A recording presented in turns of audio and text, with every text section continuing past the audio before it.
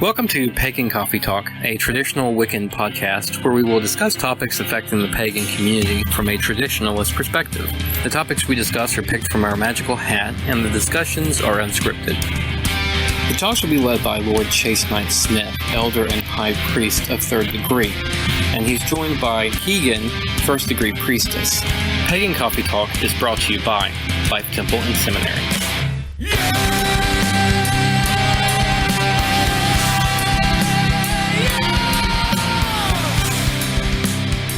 Welcome to Pagan Coffee Talk. I'm Keegan, and as always, Lord Knight.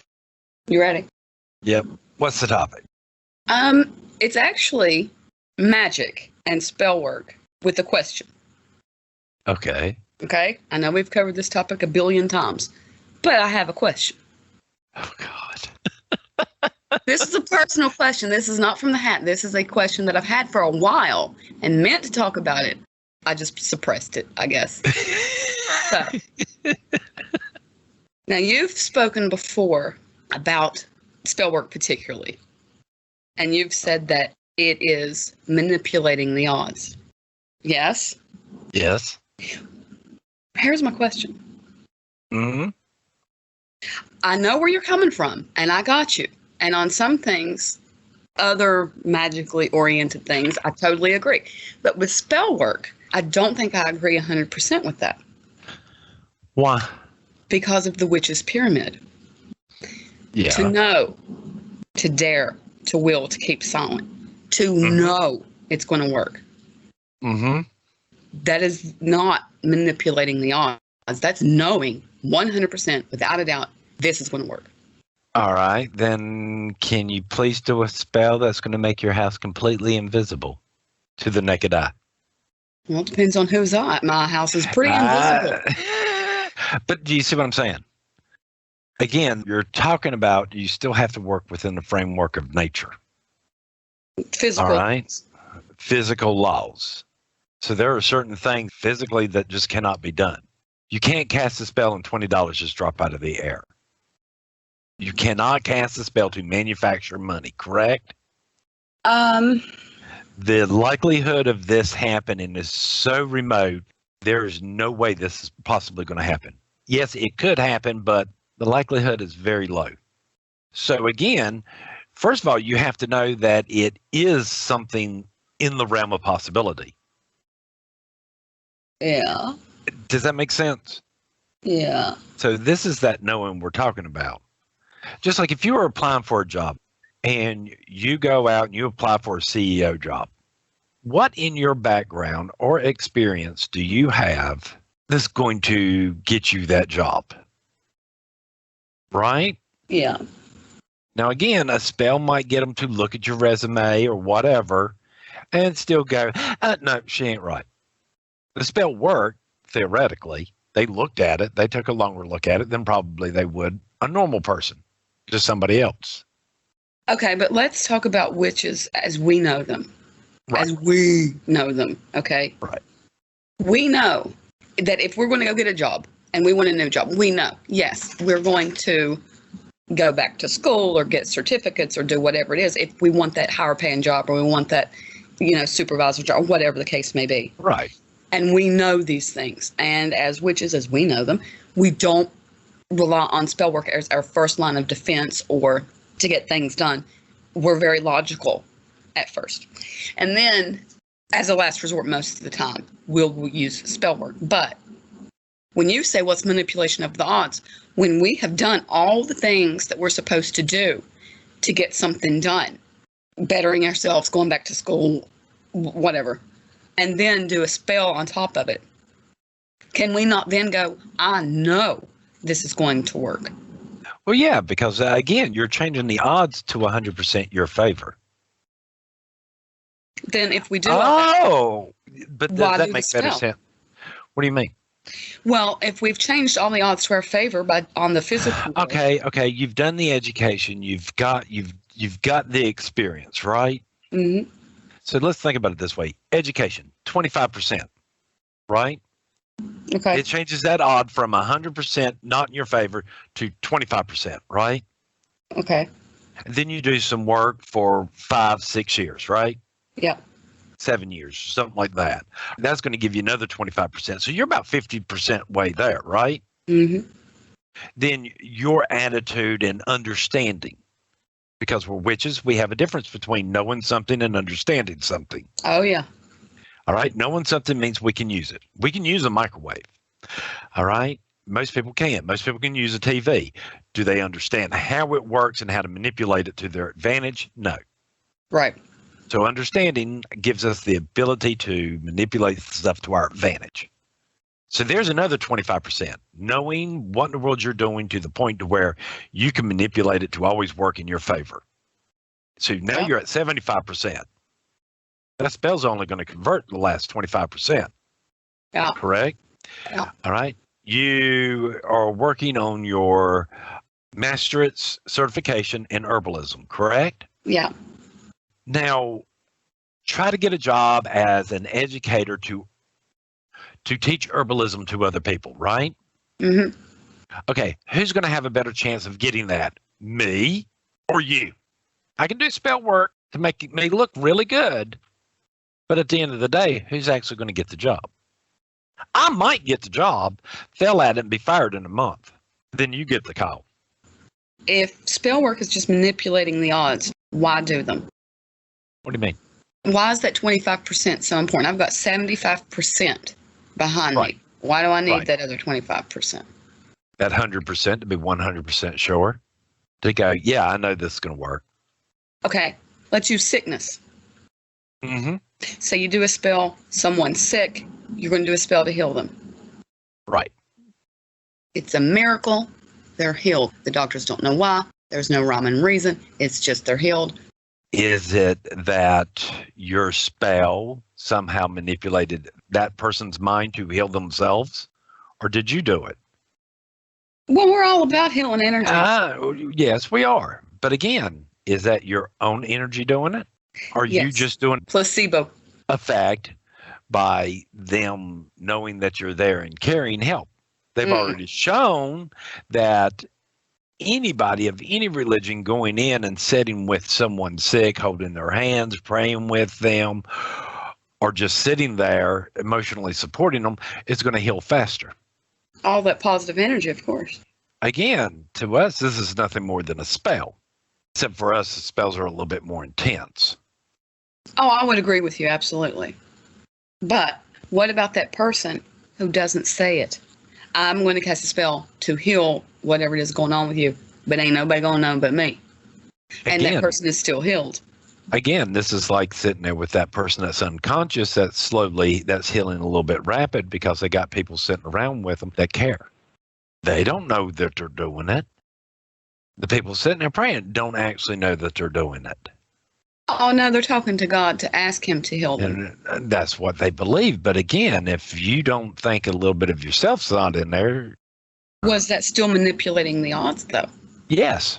You're still giving up a piece of your energy to speed up their recovery, maybe. Or you're helping their energy to focus better because they can't right now to heal just a little bit faster. Well, in the Witch's Pyramid, and you teach that. That is Yes. one of your things you teach. Yes. I completely believe in the Witch's Pyramid. Yes. It says to know, and I've studied this, and I'm not going to go into the wordage unless you want me to, talking about to know. It's going to work. Faith, it's going to work. There's no doubt it's going to work, because if you doubt, it's not going to. You've just put all that negative energy in there. Right. That doesn't translate to manipulation of the odds. So how can you mix the two? How can you have both of those beliefs? Again, it is positive thought for a positive outcome. You got to remember, what is the engine of all spells? What's the fuel that fuels it? Herbs. Really? Really? What's the fuel that fuels spells? Intent. Emotions. Intent's irrelevant. We'll talk about that another time. No, I'm just saying, at this point, what we're talking about, okay, for the mechanics of it, intent's irrelevant. You have to get the energy there. Oh, your willpower, first. is that what you mean? Right. Your willpower. Will is nothing more than emotion. You have to have that first, correct? I don't You have know. to be able to imagine and see it and build up that emotion. Okay, well, to imagine is separate from to will. Right. So one of the first bases is what? You have to build up that emotion. You have to want it. You have to want it, and you have to have an emotional established to where if you want it so bad, you would do anything right then at that moment. Well, we're doing spell work. You better believe we want it pretty bad. Right. I mean, again, when you start to think about it this way, that's your first. That's it. You have to have the raw emotions. Now, once you have the raw emotions, Hold on. I'm sorry. Hold on. Let me kick my dog out. Please hold. Look, Mom's done. She let the dog out. So, hey, you know what? Us kids can go in there now. Oh, God, you might have a point. All right. So think about it this way. You have all this emotion. Now, this emotion, we all know emotions are very scatterbrained. Primal. When you're angry and you're just angry for being angry, you'll take it out on anybody, correct? Once upon a time, maybe. Right. But as soon as you add that knowing in there, that knowing adds focus. What are we knowing? We know our outcome. We know what we want. No. We already see it as a past event. Yeah. We don't see it as something to come. It seems like it's already happened. And we're waiting on it. And we're just waiting to catch up with it. So if you think about it like this, you can see the sun. This is the imagining, right? But the energy that the sun gives off that is really, really chaotic there is the will. It's the emotion. Then the knowing is more like holding up a magnifying glass to the sun. It takes all that random chaotic energy and focuses it into one spot. Wait a minute. Back up. What'd you say? What do you mean? No. What you said that. Tell me about the sun. Do the sun thing again. Okay. Imagining. Think of it as the equivalent of seeing the sun. Think of will as the energy that comes off the sun. It goes into all directions simultaneously. And you said to know was the what? To hold up a magnifying glass. To concentrate all that energy or a little bit of that energy into a fine point. Which was the emotions that you said? The energy of the sun itself. You go outside, you feel heat. It's from the sun. Correct? Yeah. Then again, point where you feel that energy the most. Is it to the left of you? Is it to the right? Is it beneath you? Is it on top of you? Is it in front of you? Is it behind you? Where is it? It's everywhere, correct? Right. That's will. You want to think of emotions as this. Ooh, I have it in a box right here. Right? Mm-hmm. That's an illusion. You don't have it in a box right there. I could. You don't know me. You don't know. Yeah. You do know me. You do know me. Right. All right. And again, you're trying to put that emotion into a box. You can't. It's chaotic energy. Until you can actually engage your rational mind, because emotions do not come from the irrational part of your brain. No. It has to be engaged separately. Yeah. That's knowing. Well, they relate. Yes. When you were talking about emotion. Emotion is the fuel. It is magic. That is not to know. That's not what you said. Is that right? What do you mean? Well, what I'm saying is the pyramid is connected to the elements as well. Right. To know is air. Air is not the emotional side. It's the intelligence. No, will is. And I keep on repeating this. I don't see where in the world you're having a problem here. I'm not changing anything up. I'm just trying to get you to understand emotion. The will is the fuel of the spell. It is the actual magic. It is the energy that we are talking about. Yeah. And it is not something that can necessarily be controlled, but it can be focused. Well, then where does dare come into play? If will is the emotions, then what is dare? dare to actually jump off to do that, to take that leap of faith. To dare is to imagine. If you imagine something, you're actually seeing it in your head, but you want to see the final outcome, not the path there. Because I would always put dare in the emotional side. Nope. Dare is belief. Unfounding, unmovable belief. Steady as a rock. See, and I would put that in to know.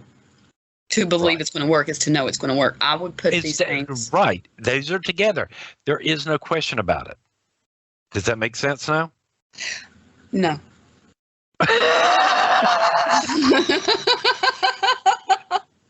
The point is, again, it is manipulating the odds. There's a difference between 75% to go as small as this. There's a difference between 99% sure and 100%. But look. And at 100%, there's that cocky attitude that all witches get. I know this is going to work. Right. Because and that's it's already. Let's use you for an example, okay? Right. And I know what you're saying with manipulation. I Right. know exactly what you're saying. But what I'm saying is, as a third degree high priest, Mm-hmm. can you not cast a spell, know it's going to work, and screw the logics behind it? Well, Lord Knight, that's not logical. Yeah, I'm a witch. I'm a witch. I can get this done. I'm going to get this done. You know, but again, what energy is it going to take to get that done? Oh, see, now that's not what you said. I mean, that's not the point. That's not the question. The question is. Again, it's the argument of, hey, look, I can cast a spell, for money. I cast a spell to win the lotto. The odds of me winning as an individual is I have a better chance to get struck by lightning. Twice in the house you won from Ed McMahon. Right.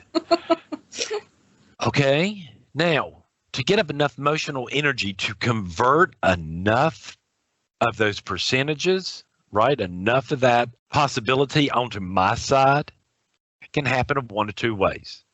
Either A, I can spend an awful lot of money and buy an awful lot amount of cards. Yeah. I can just buy a shit ton of cards, right? Yeah. Even at $1 a piece, I go in there and buy 1,000. My odds just change because I got 1,000 numbers to look through. Mm-hmm. Make sense so far? Yeah. Or I can use magic. We're talking about an extreme here, so therefore the likelihood of me having some type of psychosis has just increased. I could bring up enough energy to do this, possibly to where in the world I might win, even if the odds are just by the skin of my teeth, right? Mm-hmm. The downfall is I might be in a psychosis for the rest of my life, fueling that spell. So you think logically about it. Right. I mean, no matter what in the world you do, there is a logic there. Just like putting a job in. Am I really going to beat out that the guy hiring's brother-in-law puts in for the same job and it's a family-owned business? Who's going to be the most likely person to get the job? Right, right. I mean, let's be honest.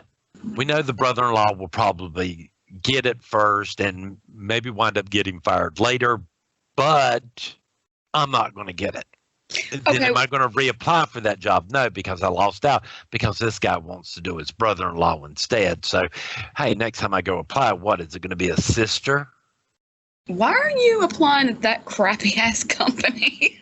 Well, yeah, I mean, again, my question is why am I applying at this crappy-ass company with a boss that's going to act this way? Mm-hmm.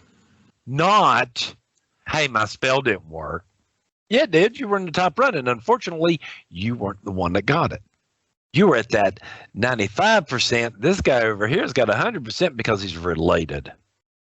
Well, here's a question. I know there are witches out there that pray to the universe. Mm-hmm. The universe is going to make this spell come true. Mm-hmm. The deity is going to make this spell come true. That when it comes to outside sources, do you practice that in your spell work? Do you say, okay, universe, hook me up. Okay, deity, hook me up. Even your higher self. guardian Yes. angel, whatever. Do they come into play with that, or is it 100% your willpower going into that? I really think that depends on what kind of spell you're doing. Really? Right. If I'm doing a spell for wisdom or knowledge, yeah, because I'm actually making a plea to deity. You want their wisdom. Get here. I want their wisdom. I want their knowledge. Yeah. You know, show me as much as you can and then stop before my head explodes. Right.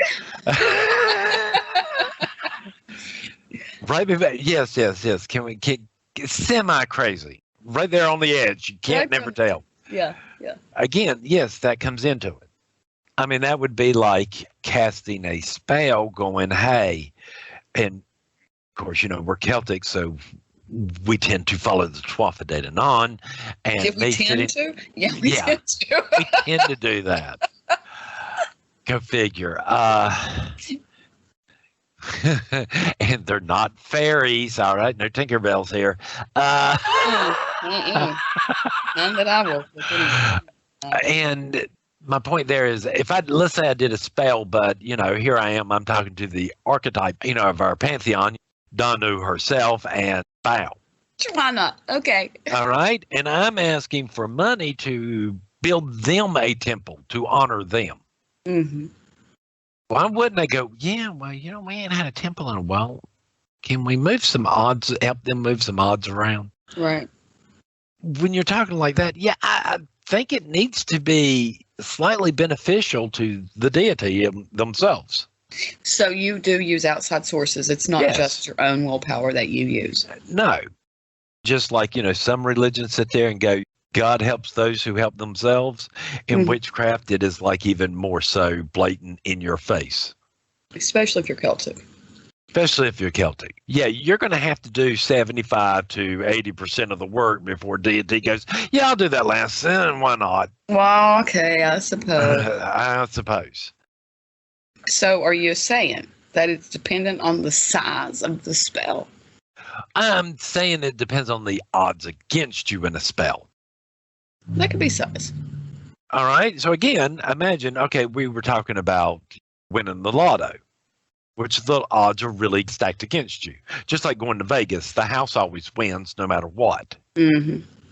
All right. Messing with them odds, take some concentration. Can it be done? Yes. Can it be done temporarily? Yes. Can it be done 24/7, 7 days a week? No.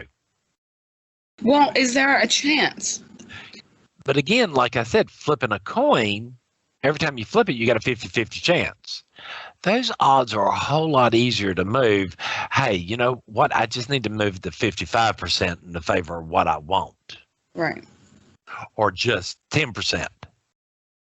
Well, instead of saying the odds are against you, how come you can't do, well, I cast that spell, it didn't work. I guess the universe didn't want it to be so. Is that a thing? You could think of it that way. If a spell does not work for a witch, yes, here's my logic of what I do. Is I'll sit back and go, okay, what do I need to do in the physical world to increase those odds so when I use a magic, I can get it a little bit farther? What education can I get? How much more? What did I not understand about the concept? You really like those odds, huh? When you start to think about what in the world I'm saying, tell me a spell that might have failed. I've never had one to fail. Well, I guess they fail if they did not work in the manner of which I wanted them to. They worked, but it was just like, well, that was unexpected, but okay.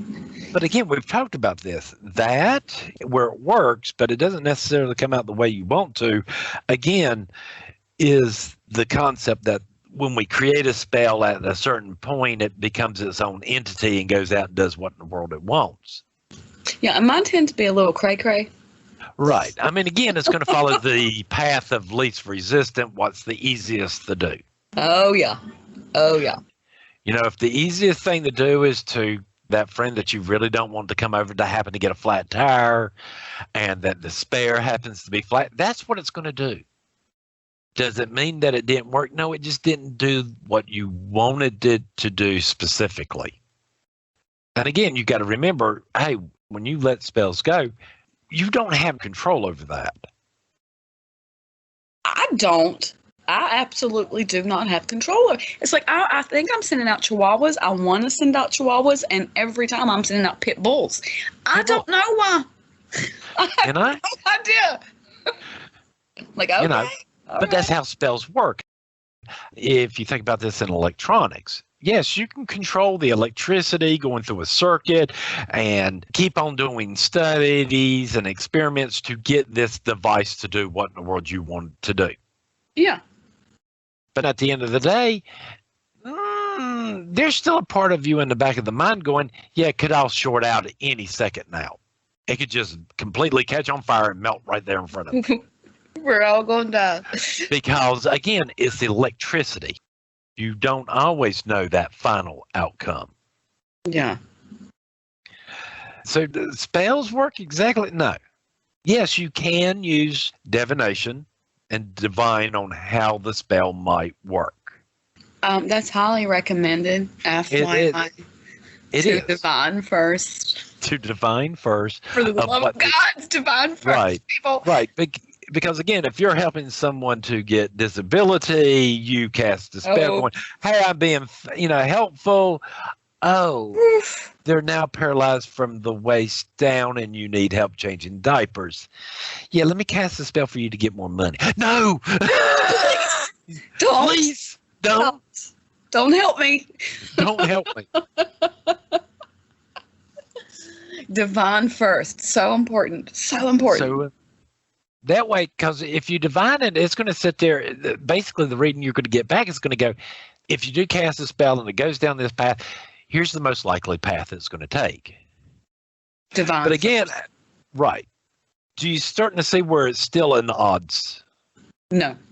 You just don't like odds. No, I know what you're saying. I understand what you're saying. I know why you're saying it. I just don't agree with it. You don't. Okay. I saw a conversation on a media platform in which somebody states, okay, why do we always assume people are straight? We do?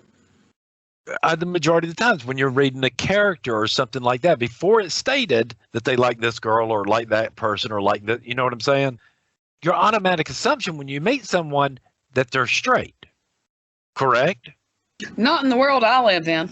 I always assume they're gay first. Really? Really? Seriously, everybody you meet. Yeah. I know that's not true. Assume they're gay. I can hope. Yeah, you can hope. But again, you're automatic. Why is this so? I didn't know we thought of people's sexual orientations when we first meet them. The automatic assumption there is everybody's straight. Is basically what in the world they were saying in this argument. Until told one way or the other, the automatic assumption in most people's brain is, hey, this person's straight. Yeah, well, you know why, don't you? I don't know. Could it be that 97% of the world is straight? Thank you. I was going to say because straight people are the majority. Not better, just more of us. It's the typical thing you're going to see when you go out there. Yeah. When you're standing in front of people, the likelihood of this person being gay in front of you, really odds-wise, is kind of low. That's why. Yeah, the majority is straight. Okay. Just like the majority of the world is right-handed. All right? I mean, I'm left-handed, so therefore, I notice this stuff where people do things with the right hand. You know, I'm left-handed, but yet I still wear my watch like a right-handed person. Oh, it's just more convenient, though, isn't it? You know, I shoot guns. I shoot them right-handed, but I'm left-handed. Right. There are some things that you switch off on. Right. In other words, I notice this because it's out of my norm. Right. You don't notice it because, well, it is your norm. Right. Does that make sense? Sure. A majority of times, when you're out and about, you're automatically going to assume everybody's right-handed because the majority of the world is right-handed. I can be honest with you and tell you I've never in my life went out into the world and gave 2 seconds thought to what dominant hand people use. But I can prove you wrong there. Go Are you ahead. ready? Are you ready? Yeah. When you reach out to shake somebody's hand, which hand do you use? Left. Really? Mm-hmm. You know, I use my right hand Why would you use your right hand? because most people are right-handed. Tough. I imagine somebody standing in front of you and just automatically reach out. Like Okay, you're wait a gonna minute, shake wait a their minute. Let me prove you wrong again and tell you I do not shake people's hands. hand. So Again, if you're shaking people's hands, which hand do you automatically reach out to?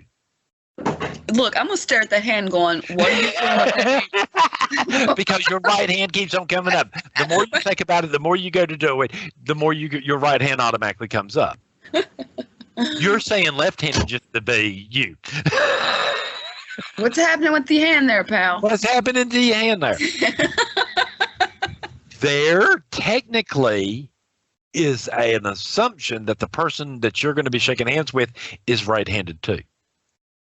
I'm assuming if you want to shake my hand that bad, you'll shake whatever I'm sticking out. Well, yeah. I mean, don't get me Take wrong. it or leave When you're a person in authority, a manager of a department or something, right? Yeah. And I have done this, right? And I know it sounds stupid. I've reached out with my left hand to shake it and watch how fast that the other person automatically switches hands. Switch his To hand. do that. Now, I've done it the other way around, to where I'm talking to a boss. I'll reach out my left hand. They'll hold out their right. They won't move. The expectation is for me to switch because they're the person in authority. Okay, is this a man thing? I don't think in the woman's world we do this hand Oh, shake. yes, y'all do. Think Yes. about. No, again, these are not things you think about. They're done very subconsciously, but they're done for a reason because the majority of the people that you meet are right-handed. The automatic assumption is that everybody you meet is right-handed. Am I making sense there? Yeah, you are, but I have no earthly idea why we're talking about this. I've lost. Because you have a problem with me using the words odds. I did not. I think that just grinds your nerves. No, I do not have a problem with it. I think all that is so personal. Right, that you don't see the odds there. But Or you they don't are. know it's working. It's Or gonna. you don't know it's working. It's gonna. And I can see casting a spell, and you're kind of like, I don't see where odds help out on this. I think it's just a mundane. I think it's so logical. I think it's a priest thing. The odds of you being able to connect with deity to learn what in the world you need to learn Mm-hmm. is increased by, first of all, meditation. Daily more- meditation. Daily meditation. Here again is you stacking the deck in your favor. Daily meditation, learning about the deity and working with them by meditating with them and concentrate and trying to learn what it would be like to be them, right? In a way. And being friends with a person like this, right? That's how we do it. That's how we do it. You sort of imagine what it would be like to communicate with this being. So you're increasing your odds there. Then you start adding your feelings and emotions in there to give you a little bit of a power, right? To cause these things to actually happen, which then cause you to connect to something greater than yourself. You're still messing with odds, even though the odds that you're messing with is my chances of having this spiritual moment has just increased to where I know every time I do this pattern this way, I'm going to have an outcome I want. Because the odds are already stacked in your favor. Because we are spiritual beings to begin with. Well, like I So said. you might be sitting there on that edge of 60%, and that's just the natural 60% everybody's got. But because you're meditating and all this other stuff, hey, you just increased it to 75 and blah, blah, blah. Make sense? Yep. We typically don't think about that when it's something that the odds are so overwhelmingly already in our favor. I guess it's because my training says you do everything you can on this plane of existence here, on this logical world here, that makes sense to do to get something done that you want or need. And it's like a checklist.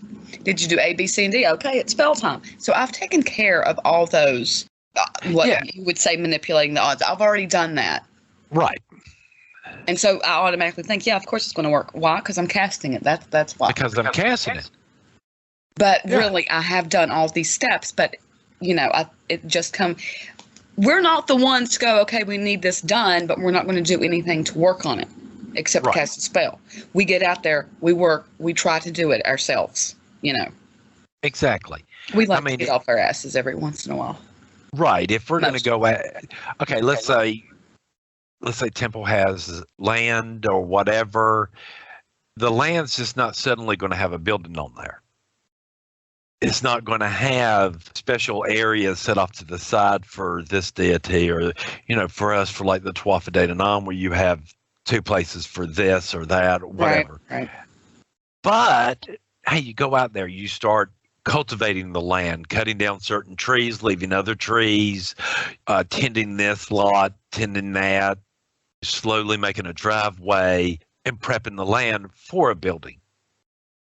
Well, that's one less thing you've got to pay for. So, hey, you know what? I get to cut, I'm not paying somebody to do this.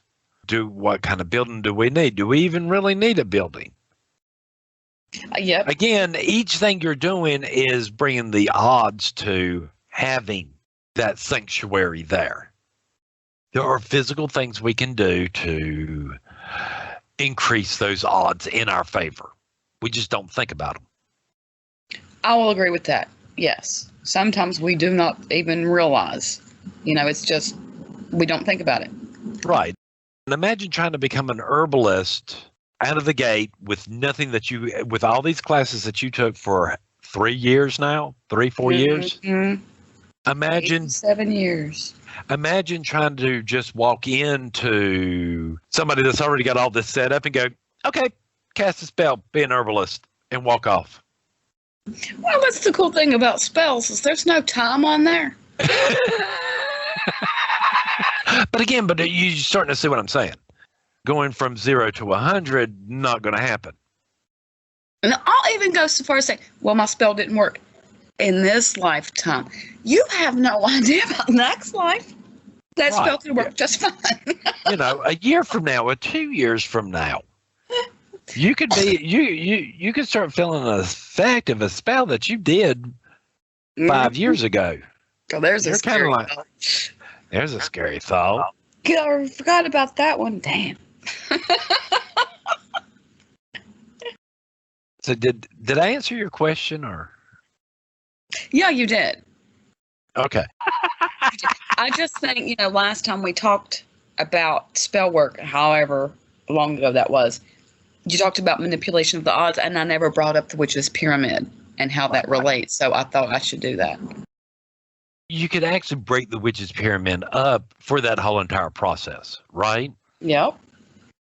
To imagine, again, is to imagine what skills you need or what information you need to gather, correct?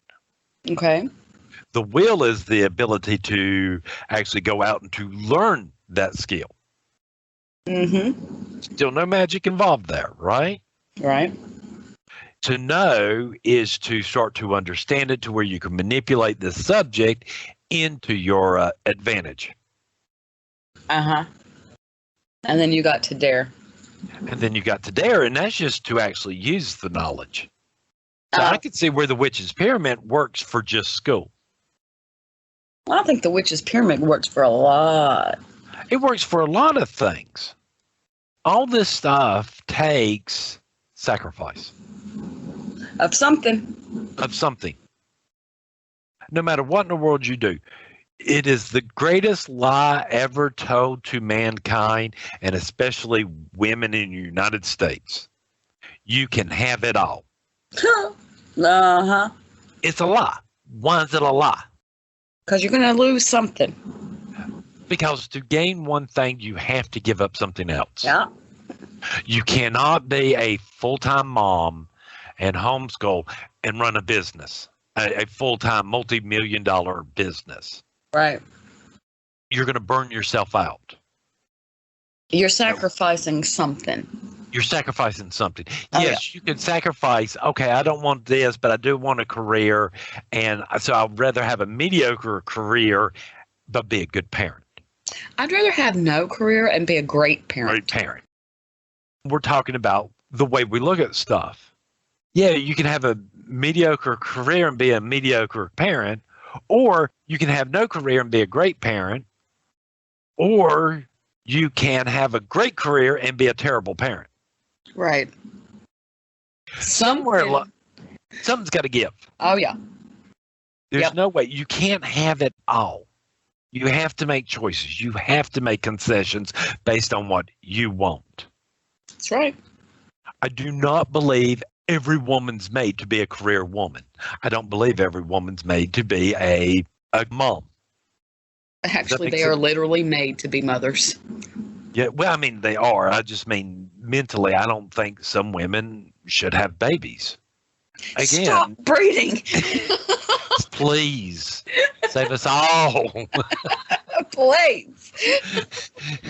Please win the Darwin Award, please. I have high hopes for you, Mom and Dad. Hopes. And nobody ever thinks of what you have to sacrifice. Yes, you want a career, you want a job. Yeah, you're going to have to throw yourself, if you want to be like the best at what in the world you do. Look, people think about it. If they think about it, it goes like this. What's in it for me? How is this good for me? People are selfish, self-centered creatures. Truly they are. Right. To the point of sacrificing their own children because they want that job. They want that nice house. They want those new cars. Hey, what about your kids? Well, they're perfectly fine because strangers are raising them. I'm sure it's okay. Well, let's just think about this. Let's just think about going to school or to college, right? Are you depicting what you want to learn? How many subjects do you have to push to the other careers you've got to push to the side just to do this one? Right. Nobody goes out and goes, well, I'm going to be a doctor and a lawyer. And somebody's going to look at you going, do you realize how long you will be in school? That's my first thing I say to people. I'm going to be a doctor. Oh, my God. My God.